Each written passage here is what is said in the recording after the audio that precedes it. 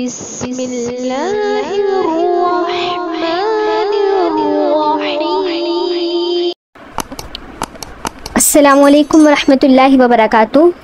आज आपकी खिदमत में एक बहुत ही प्यारा वजीफ़ा कह लें, दुआ कह लें या अमल कह लें, आपकी खिदमत में लेके हाजिर हुए हैं। जो मुसलमान बहन भाई चाहते हैं कि उनको मरतबा कलमा शहादत नसीब हो, उनकी मौत ईमान की हालत में हो, उनका ख़ात्मा बिल खैर हो, तो उनको चाहिए कि ये एक छोटी सी दुआ है वो ये पढ़ लिया करें। और इस दुआ को अगर वो अपने दोस्तों के साथ शेयर करेंगे और वो इस अमल को करते रहेंगे तो इसका अजर उन मुसलमान बहन भाइयों को भी मिलेगा जो इसको शेयर कर रहे हैं, और जो उनकी वजह से इस पे अमल करेंगे तो इसका अजर उनको तो मिलेगा ही, और शेयर करने वालों को भी मिलेगा, क्योंकि वो उनकी वजह से ये अमल कर रहे हैं। तो अगर आप ये चाह रहे हैं कि आपका ख़ातिमा भी खैर पे हो, आपके दोस्तों का, आपके मुसलमान बहन भाइयों का भी ख़ातिमा खैर पे हो, तो वो इस वीडियो को, इस पैगाम को, इस दुआ को ज़रूर दूसरों के साथ शेयर करें।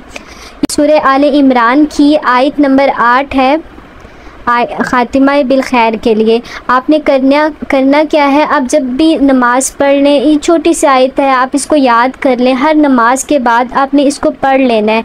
इंशाअल्लाह ताला उसका जो भी मुसलमान इसको पढ़ेगा हर नमाज के बाद, वो दुनिया से इंशाअल्लाह बाईमान जाएगा इंशाअल्लाह। आपने ये दुआ याद कर लेनी है। पढ़ लेते हैं। बिस्मिल्लाहिर्रहमानिर्रहीम। रब्बना ला तुज़िग़ क़ुलूबना बअद इज़ हदैतना वहब लना मिन लदुनक रहमा इन्नका अंतल वह्हाब।